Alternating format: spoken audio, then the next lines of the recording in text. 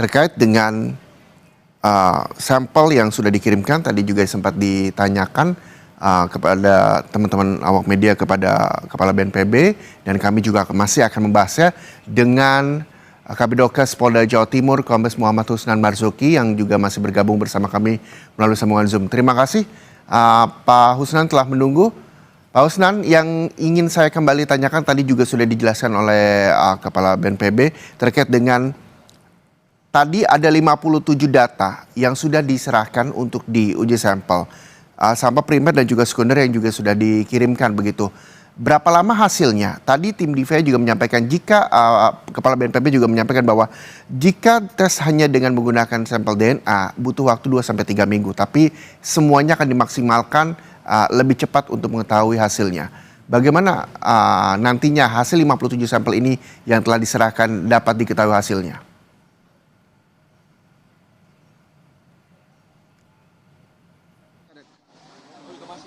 Perlu kami sampaikan, tadi pagi kita mengirimkan sampel dari keluarga, itu sebanyak 57, kami kirim sekitar jam 6 tadi pagi. Juga sampel yang sampel korban yang dikirim ke Rumah Sakit Bayangkara Surabaya, yang sudah diidentifikasi tadi malam, juga dikirimkan ke Jakarta untuk dilakukan identifikasi. Nah, untuk hasil itu bisa lebih cepat dari yang tadi diperkirakan 2 minggu, tapi kemungkinan bisa cepat itu bisa sampai 3 hari tapi kita tidak bisa memastikan ya, tergantung faktor penyulitnya nanti. Kemudian saya berharap 3 hari itu sudah teridentifikasi gitu, Mas. Ya, Oleh sebab itu saya cepat langsung saya kirim. Tadi pagi jam 6. Ya, harapannya adalah makin cepat makin baik agar semuanya ini bisa terang benderang, gitu ya Pak Husnan ya. Tapi Pak, apakah masih ada keluarga yang belum menyerahkan sampel-sampel data antemortem untuk keperluan pencocokan dengan korban yang ditemukan?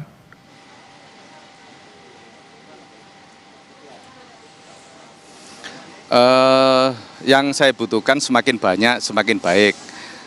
Seperti foto-foto terakhir, karena begini,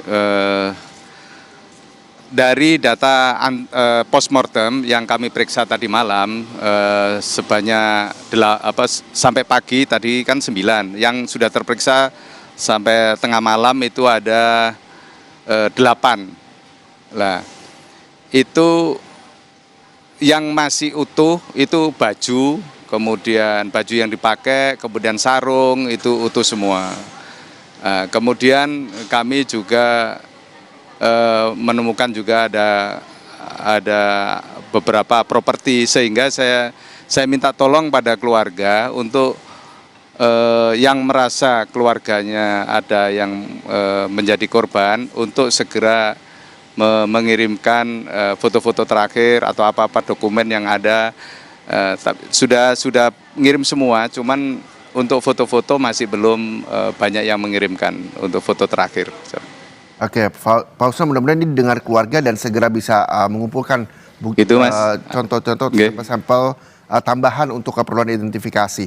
Pak Husnan, hingga hari ini, hingga Sabtu pagi ini, apakah memang sudah ada dari para korban yang sudah teridentifikasi sebelumnya yang sudah dilakukan dari pihak Polda Jawa Timur, utamanya Kabidokes di sana, Pak?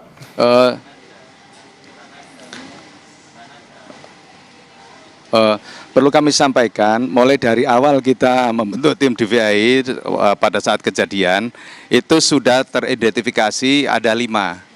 Nah, 5 ini sudah teridentifikasi dan sudah diserahkan ke keluarga. Begitu korban teridentifikasi, memang kami langsung percepat untuk segera langsung dikirimkan kepada keluarga. Kemudian untuk yang dikirim, karena ini sudah melewati 3 hari lebih ya, sehingga korbannya identifikasinya harus betul-betul teliti, dan faktor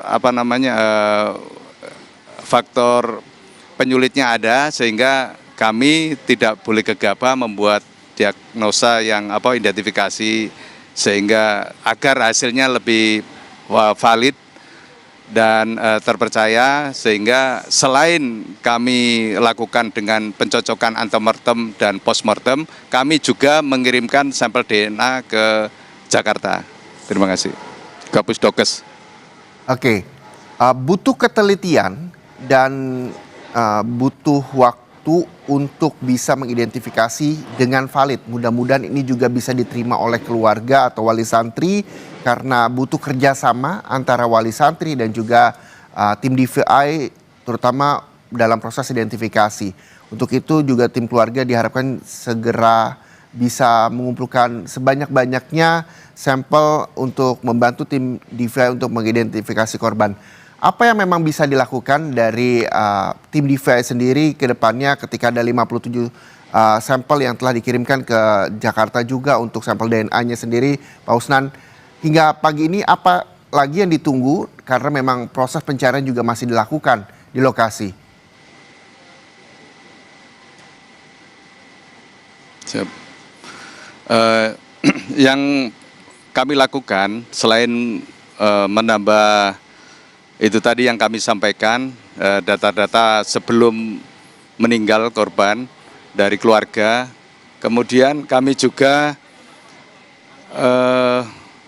siapkan pendingin sehingga setelah diidentifikasi dan belum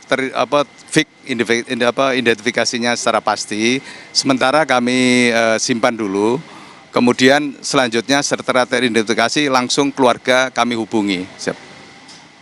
Oke, jadi selain Demikian, sampel- Mas. Oke, Pak Usnan, jadi selain sampel sekunder yang memang juga dibutuhkan antara foto-foto atau tanda medis, tanda-tanda medis dalam korban dan sebagainya yang memang ditunggu pihak keluarga untuk segera diserahkan juga untuk membantu identifikasi oleh tim DVI. Tadi sampel primer seperti sidik jari, gigi, DNA juga dilakukan begitu ya Pak ya?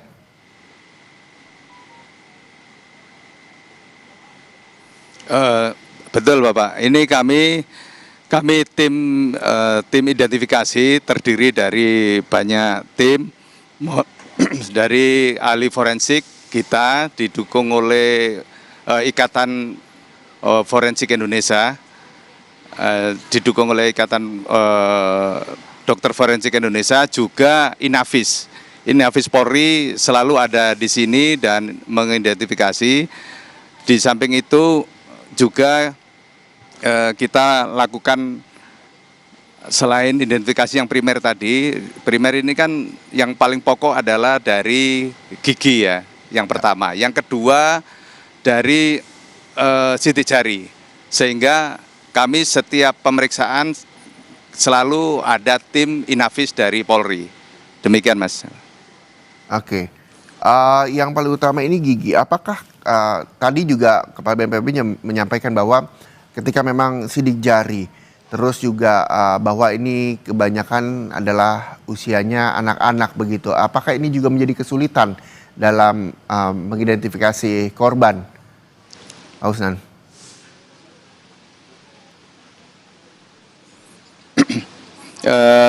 Ada dari hasil diskusi kami, rekonsiliasi, memang yang ada kendalanya itu kalau dia belum punya KTP atau identitas. Lah itu kalau dari diskusi kami itu kesulitannya kalau belum punya identitas itu tidak bisa langsung cepat seperti yang sudah punya identitas KTP. Siap. Oke, untuk itu apa yang perlu didukung agar percepatan identifikasi buat anak-anak yang belum memiliki identitas ini bisa segera teridentifikasi, Pak Usnan?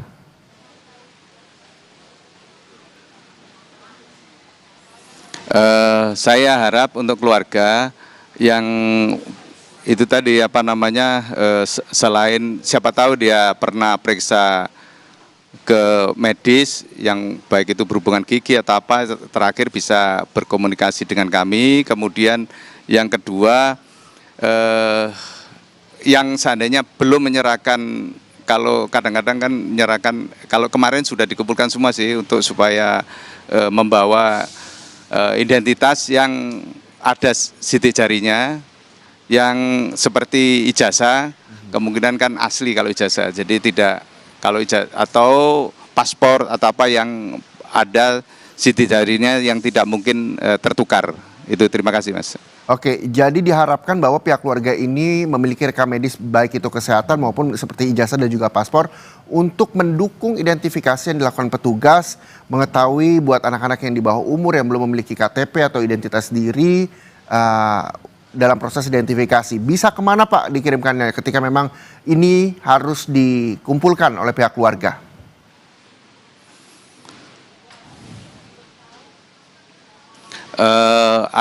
Kami membuat posko antemortem di lokasi pondok pesantren. Di sana kami bikin posko antemortem dan diawali oleh anggota-anggota kami banyak di sana, dan juga di sana ada untuk menangani fase TKP juga di sana. Yang kedua untuk tambahan saja itu di Rumah Sakit Bayangkara Surabaya kami juga bikin posko. Di belakang kami ini ada posko juga untuk antemortem.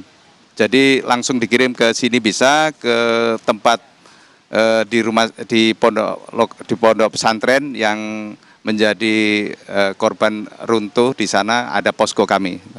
Ya, sesuai dengan arahan Kepala BNPB begitu ya Pak, bahwa memang ini adalah keluarga inti yang kita harapkan bahwa bisa menyerahkan data-data rekam medis, ijazah, paspor bagi anak-anak yang di bawah umur ataupun yang memang sudah 17 tahun ke atas yang memiliki KTP bisa juga membantu menyerahkan.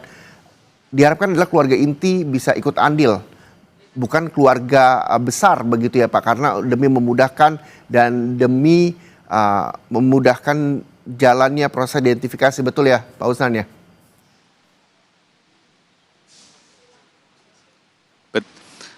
Betul Bapak, karena ini keluarga inti itu hubungannya nanti kami juga ngambil sampel untuk pembanding DNA-nya. Jadi sampel DNA itu diambilkan dari keluarga inti. Bisa ibunya, bisa ayahnya, dan bisa anaknya. Siap. Oke, terakhir Pak Usnan boleh disampaikan kalau yang belum kepada... berkeluarga berarti ibunya atau bapaknya. Oke, jika belum berkeluarga orang tuanya, baik itu ibu atau bapak yang bisa memberikan sampel agar pencocokan ini jauh lebih mudah dengan keluarga inti, begitu ya Pak. Pak, terakhir boleh disampaikan kira-kira apa yang memang diharapkan dari Pak Usnan sendiri selaku Kabidokes Polda Jawa Timur untuk keluarga agar identifikasi korban robohnya Ponpes Al-Hozini Sidoarjo ini bisa berjalan lancar dan cepat mendapatkan hasil dari tes DNA-nya.